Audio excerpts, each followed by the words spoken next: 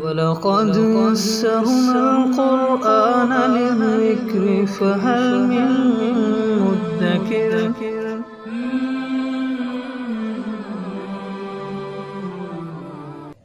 سورۃ البقرہ آیت نمبر 208۔ اعوذ باللہ من الشیطان الرجیم، بسم اللہ الرحمن الرحیم۔ یا ایہا الذین آمنوا ادخلوا فی السلم کافۃ ولا تتبعوا خطوات الشیطان انہ لکم عدو مبین۔ سابقہ آیات میں مخلص کو بیان کیا گیا تھا۔ بعض مرتبہ اخلاص اپنی حدود سے تجاوز کر جاتا ہے، اور مخلص بندہ سمجھ یہ رہا ہوتا ہے کہ میں شاید زیادہ اللہ کی عبادت کر رہا ہوں، لیکن حدود سے نکل جانے کی وجہ سے وہ اخلاص کی بجائے بدعت کے اندر داخل ہو جاتا ہے۔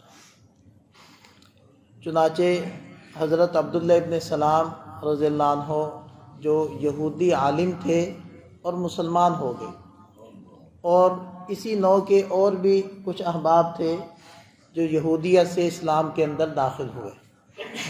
تو انہوں نے سوچا کہ یہودیت کے اندر ہفتے کے دن کی تعظیم کی جاتی تھی، اور اسلام کے اندر ہفتے کے دن کی بے تعظیمی کرنا کوئی ضروری نہیں ہے۔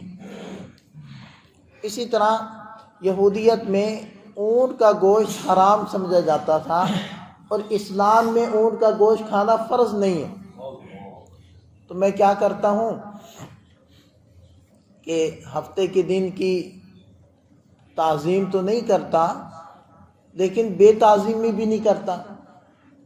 تو کیا ہوگا کہ اسلام کے ساتھ ساتھ یہودیت کی بھی رعایت ہو جائے گی، اور دو مذہبوں پر عمل کرنے کی وجہ سے زیادہ ثواب مل جائے گا۔ اسی طرح اسلام کے اندر اونٹ کا گوشت کھانا کوئی فرض واجب تو نہیں ہے۔ اب ہم میں سے کتنے ہوں گے جنہوں نے اونٹ کا گوشت چکھا بھی نہیں؟ تو یہودیت کے اندر حرام ہے، تو میں حرام تو نہیں سمجھتا، کیونکہ یہودیت تو چھوڑ چکے ہیں، لیکن کھاتا بھی نہیں ہوں۔ تو پھر کیا ہوگا کہ دونوں مذہبوں کی رعایت ہو جائے گی۔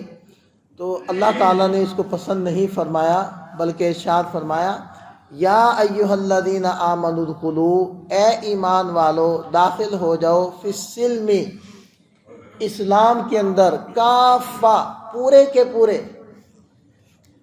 اب پورے کے پورے دو اعتبار سے ہو سکتا ہے کہ انسان پورا اسلام کے اندر داخل ہو جائے کہ صرف قلبی اعتقاد ہی نہ ہو، بلکہ ظاہری اعضاء و جوارح سے عمل بھی ہو، اور ظاہری اعضاء و جوارح سے عمل ہی نہ ہو بلکہ دل کے اندر اعتقاد بھی کامل ہو۔ دونوں اعتبار سے پورے طریقے سے اسلام کے اندر داخل ہو جاؤ۔ اور دوسرے اعتبار سے یہ بھی ہوگا کہ پورے اسلام میں داخل ہو جاؤ کہ اسلام جہاں عقائد و عبادات کی بات کرتا ہے، وہیں معاملات اور معاشرت کی بھی بات کرتا ہے، وہیں حکومت و سیاست کی بھی بات کرتا ہے، وہیں تجارت و صنعت کی بھی بات کرتا ہے، صرف ایک شعبہ زندگی نہیں۔ اس کے اندر ان لوگوں کے لیے بڑی رہنمائی اور ہدایت ہے کہ جو اسلام کو خاص کر لیتے ہیں صرف نماز اور مسجد کی حد تک، کہ مسجد میں تو مسلمان، مسجد سے باہر نکلے تو اسلام کی کوئی رمق ان کے اندر باقی نہیں رہی، اور کوئی علامت ظاہر نہیں ہوتی۔ جہاں تجارت گاہ میں گئے تو نہیں کوئی پہچان سکتا اس کا طریقے تجارت سے کہ یہ مسلمان ہے یا غیر مسلم۔ اور خوشی کا موقع آیا تو اسلام رخصت ہو گیا، غمی کا موقع آیا تو اسلام کی کوئی جھلک نظر نہیں آ رہی۔ تو اسلام کو خاص کیا صرف مسجد کے ساتھ، جبکہ قرآن کہتا ہے کہ پورے اسلام میں داخل ہو جاؤ، یعنی ہر شعبہ زندگی، آدمی کی، انسان کی زندگی کا ہر پہلو وہ اسلام کا پابند ہو، چاہے وہ تجارت کرنے کے لیے جائے، چاہے وہ ملازمت کے لیے جائے، چاہے وہ اپنی غمی اور خوشی کو ڈیل کرے، پورا اسلام۔ یعنی ایک پیکج ڈیل ہے، جزوی معاملہ نہیں ہے کہ بس ایک جزی پر آ جاؤ تو اسلام آ گیا۔ ادخلوا فی السلم کافہ، پورے اسلام کے اندر داخل ہو جاؤ۔ ولا تتبعوا خطوات الشیطان، شیطان کے نشان قدم کی پیروی مت کرو۔ انہ لکم عدو مبین، یقیناً وہ تمہارا کھلا دشمن۔ فإن زللتم من بعد ما جاءتکم البینات، پھر اگر تمہارے پاس روشن اور واضح دلائل آ جانے کے بعد، واضح اور صریح علم آ گیا، اس کے بعد بھی زلل تم پھسل گئے، تم راہ راست سے بھٹک گئے، فَاعْلَمُوا، تو جان لو اس بات کو، ان اللہ عزیز حکیم، کہ اللہ تعالیٰ کا اقتدار بھی کامل ہے اور اس کی حکمت بھی کامل۔ اقتدار کے کمال کی وجہ سے اس کو پورے طریقے سے یہ طاقت اور دسترس حاصل ہے کہ تمہیں تمہارے کیے کی سزا دے، اور وہ پابند نہیں ہے کہ آگے لے جا کر ہی دے، اس کا کچھ نمونہ وہ دنیا کے اندر بھی دکھاتا ہے۔ وَلَنُذِيقَنَّهُم مِّنَ الْعَذَابِ الْأَدْنَىٰ دُونَ الْعَذَابِ الْأَكْبَرِ، تو وہ چھوٹی سزا دنیا میں بھی دے، تو اس کا اقتدار کامل ہے، پکڑ کامل ہے، ہاں حکمت بھی تو کامل ہے اس کی۔ بعض دفعہ حکمت کی وجہ سے وہ چھوڑ دیتا ہے یا ڈھیل دے دیتا ہے یا اتنی سزا نہیں دیتا جتنی ملنی چاہیے تھی۔ اس سے دھوکے میں نہ آنا کہ وہ پکڑتا نہیں ہے، وہ حکیم بھی ہے۔ اور اگلی بات بھی سمجھ لو کہ اس کی پکڑ میں بھی حکمتیں، اس کی تھوڑی سی سزا دے دینے کے اندر بھی حکمت ہے کہ انسان سمجھ جاتا ہے۔ جیسے باپ اپنے بیٹے کو ایک چپت لگا دیتا ہے تو اصل میں تو اس کی اصلاح اور اس کی توجہ کے لیے ہوتی۔ انسان کے اندر، انسان کے اوپر دنیا کے اندر یہ مختلف شکلوں کے اندر مصائب آتے رہتے ہیں، یہ اصل میں انسان کو متوجہ کرنے کے لیے اور متنبہ کرنے کے لیے آتے۔ تو بہرحال حکمتیں ہیں اس کی۔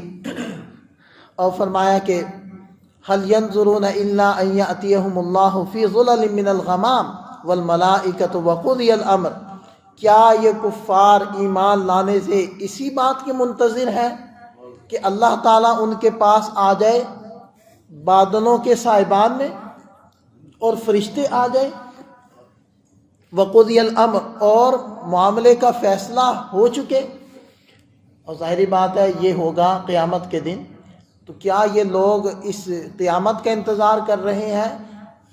اصل میں یہ بھی انسان کے اندر ایک شیطانی دھوکہ ہوتا ہے کہ پہلے تو عمل کی طرف آنے نہیں دیتا۔ اگر عمل کا اعتقاد بھی انسان کا بن جائے تو پھر کہتا ہے کہ اتنی جلدی کیا ہے، ابھی تو وقت باقی ہے، ابھی تو زندگی باقی ہے، ابھی تو جوانی ہے، لڑک پن ہے، ابھی سے داڑھی رکھ لو گے، ابھی سے مولوی بن جاؤ گے، اور ابھی تو لمبا وقت باقی ہے، بچے چھوٹے ہیں، بڑے ہوں گے، شادیاں ہوں گی، تو پھر تم حج بھی کر لینا، پھر تم اللہ تعالیٰ کے نیک بندے بھی بن جانا، ابھی تو چلنے دو نا، ابھی کون سی اتنی جلدی۔ تو یہ وہ اس کو ٹلاتا رہتا ہے، وہ اس کو تسلیاں دیتا رہتا ہے، وقت آگے گزارتا رہتا ہے، یہاں تک کہ پھر موقع نہیں رہتا۔ دیکھیں کہ یہ اللہ تعالیٰ کا فرشتوں کا آنا یہ تو قیامت کو ہوگا، لیکن ہر بندے کی قیامت اس کے سر پہ لٹک رہی ہے تلوار بن کر۔ من مات فقد قامت قیامت ہو، جو مر گیا اس کی قیامت تو آ گئی۔ تو مرنے کا ہمیں کیا پتا کہ کب موت آ جائے، تو ہر ایک کی قیامت تو اس کے سر کے اوپر منڈلا رہی ہے، وہ مرا اور قیامت اس کی آ گئی، عمل کا دروازہ بند ہو گیا۔ تو کیا اس چیز کا انتظار کر رہے ہیں وہ وقت آ جائے؟